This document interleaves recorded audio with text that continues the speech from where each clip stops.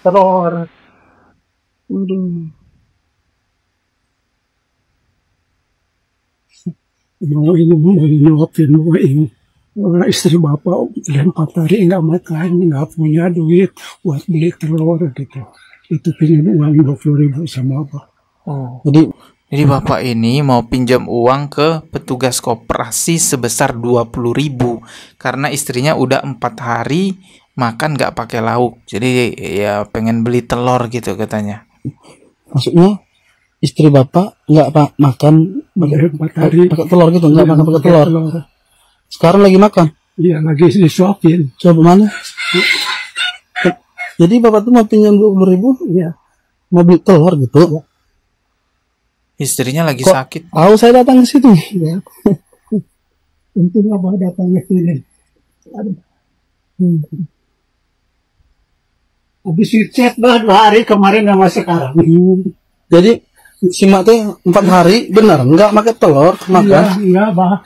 4 hari. Habis nggak punya uang bapak buat beli telur. Aduh. Aduh, istrinya sakit guys ya. Sedih saya lihatnya. Ya. Sedih.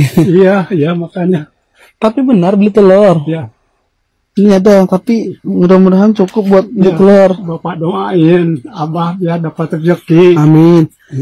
Nih, Ya. 10, 20. Nih. Tapi nanti beli telur aja 1 kilo ya. Oke, ini ada keterangannya ya, coba kita baca. Seorang kakek mendatangi seorang petugas koperasi dan bermaksud meminjam uang sebesar 20.000 untuk membeli telur sebagai lauk makan istrinya yang sedang sakit. Jadi istrinya sakit guys. Alhamdulillah akhirnya si petugas koperasi memberikannya tanpa harus meminjam. Wah, kasihan banget ya. Untuk beli telur aja nggak bisa teman-teman ya, harus minjam ke koperasi. Tapi akhirnya petugas koperasinya tidak memberikan pinjaman, melainkan langsung memberikan uangnya secara cuma-cuma sebesar 20.000 untuk membeli telur. Ya kalau kita lihat di sini nggak ada keterangan dengan jelas ini kejadiannya di mana dan kapan kejadiannya. Banyak yang berkomentar di video ini mengaitkan dengan gaji DPR yang sekarang lagi viral, nilainya fantastis ya. Ada yang berkomentar begini, DPR dapat uang beras 12 juta per bulan, rakyatnya mati kelaparan. Ada juga yang komentar, miris sekali rakyat sampai kelaparan sedangkan DPR gaji sehari 3 juta. Ya, sekali lagi saya tidak tahu ini videonya video kapan dan lokasinya di mana. Istri bapak udah 4 hari nggak makan, nggak punya. Tapi kalau kita lihat sih video ini sepertinya memang real ya, bukan video settingan. Nah, ini menyedihkan banget sih. Fakta yang tidak bisa ditutupi di Indonesia bahwa memang kondisi di lapangan, kondisi real yang ada, kemiskinan di Indonesia itu masih sangat merajalela. Wajar jika masyarakat marah besar-besaran seperti di Pati karena pajak dinaikkan gila-gilaan kenaikannya. Kalau di Pati itu naik 200%. Bahkan yang lebih gila lagi di Cirebon sempat naik 1000%. Bukan waktu yang tepat menaikkan pajak dalam keadaan kondisi ekonomi masyarakat sedang sulit. Jadi wajar hal ini menimbulkan amarah yang sangat besar. Dan ditambah lagi kabar mengenai gaji anggota DPR yang tunjangannya juga nilainya fantastis. Tunjangan kos-kosan atau tunjangan kontrakan 50 juta per bulan. Itu kos-kosan apa 50 juta per bulan? Tunjangan beras 12 juta per bulan. Emangnya sehari makan berapa ton?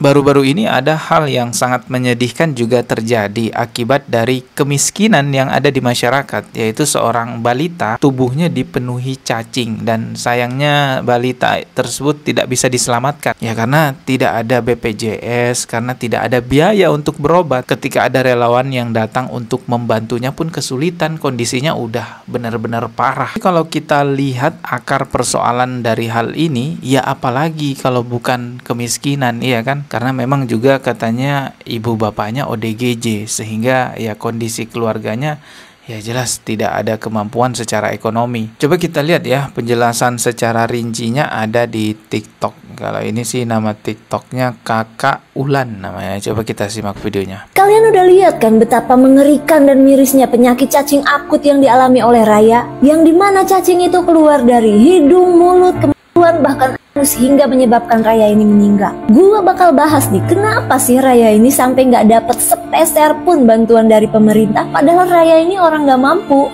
Sebetulnya penyakit cacingan ini emang bukan yang pertama, geng, tapi ini tuh yang terparah. Bayangin, geng, anak berumur 4 tahun dengan berat badan di bawah garis merah yang udah ngeluarin 1 kilo cacing, tapi cacingnya nggak habis-habis karena udah bersarang di seluruh tubuh bahkan sampai ke otak. Berarti isi tubuhnya Raya itu cuma kulit, tulang, sama cacing doang, geng. Jadi Raya ini emang terlahir dari keluarga tidak mampu dan kedua orang tuanya ini ODGJ, geng. Dan ayahnya Raya ini terkena penyakit TB paru yang otomatis Raya ini tidak mendapatkan perhatian penuh, apalagi masalah kebersihan dan kesehatan. Katanya Raya ini sering dibiarin main di kolong rumah yang merupakan rumah panggung. Di situ banyak ayam berkeliaran yang udah pasti banyak kotoran ayam juga. Dan tempat seperti itu merupakan habitatnya cacing, geng. Nah, selama ini tuh Raya emang sering sakit tapi nggak pernah mendapatkan penanganan medis karena keadaan orang tua dan biaya. Dan ketika Raya ini mengalami sakit parah, untungnya ada salah satu tetangga yang kenal relawan rumah teduh dan segera minta bantuan, geng. Tapi pas relawan rumah teduh itu datang, keadaan Raya ini udah nggak sadarkan diri. Langsung lah tuh Raya dilarikan ke RSUD Sukabumi. Di sana Raya langsung diberikan penanganan yang intensif dan langsung dirawat ke ruang PICU. Di situ juga pihak rumah sakit memberi keringanan kepada relawan rumah teduh untuk bisa mengurus BPJS Raya selama 3 hari, geng. Namun karena latar belakang keluarga Raya tadi, Raya ini jadi nggak punya identitas, geng. Karena ya emang nggak pernah diurus kakaknya, pelahirnya, dan lain-lain. Dan hal ini bikin relawan rumah teduh itu kesulitan untuk urus BPJS Raya. Meskipun begitu, relawan rumah teduh ini nggak nyerah walaupun harus dioper ke sana, ke sini, disuruh ngubungin ini, itu, meskipun hasilnya itu nihil, geng. Malahan ya, pihak rumah teduh itu udah memohon-mohon bahkan memperlihatkan video Raya yang mengerikan dan mengenaskan supaya hati mereka itu tergerak. Tapi yang ada, pihak rumah teduh ini malah disuruh mindahin Raya ke rumah sakit kabupaten yang lebih kecil. Ya pihak rumah teduh nggak mau lah, karena rumah sakit yang besar aja udah kesulitan untuk menangani Raya. Raya ini udah parah banget loh, geng. Dan karena itulah akhirnya pihak relawan rumah teduh memutuskan untuk membayar perawatan rumah sakit Raya secara tunai. Namun setelah 9 hari dirawat akhirnya Raya pun meninggal, geng. Kasus meninggalnya Raya ini nyampe ke KDM dan KDM marah banget. Dan KDM bilang KDM akan memberi sanksi kepada semua pihak-pihak yang lalai dalam kasus Raya ini, geng. Makanya semua jadi pada klarifikasi mulai dari Dinas Kesehatan, Kepala Desa, sampai Bidan Posyandu yang katanya udah memberikan yang terbaik buat Raya. Bahkan Kepala Desa yang katanya masih saudara ini bilang kalau misalkan memang orang tuanya Raya yang susah diatur karena emang ODGJ dua-duanya. Nah, gimana menurut kalian, geng? Dalam kondisi keadaan sulit seperti itu masih disibukkan dengan masalah dokumentasi, administrasi, ngurus BPJS.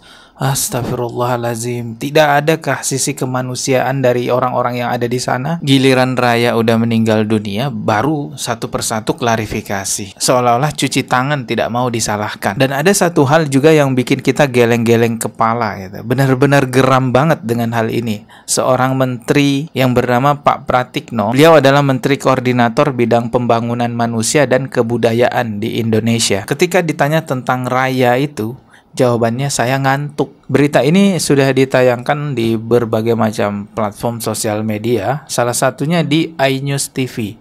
Ini berita resmi, teman-teman ya. Artinya saya tidak mengada-ngada. Teman-teman bisa lihat caption beritanya di sini. Ini yang menulis adalah pihak iNews TV. Ditanya soal balita di Sukabumi meninggal akibat cacingan, Menko PMK saya ngantuk. Wah, jawabannya tanpa merasa beban, saya ngantuk gitu ya. Oke, coba kita lihat videonya. Mungkin Kemenkes yang awal cukup detail. Kalau Bapak sudah mendapatkan informasi lebih lanjut, ya, tapi detailnya nanti di Kemenkes ya. Jadi ada. Mungkin akan dikoordinasikan. Nggak tahu, saya ini agak ngantuk dikit ini. Gempa Bekasi, Pak. Nggak tahu, saya agak ngantuk ini.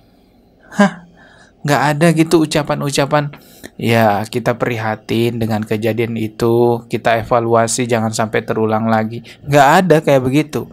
Ya kita serahkan aja Kementerian Kesehatan, dan saya ngantuk. Nggak tahu, saya ini agak ngantuk dikit ini.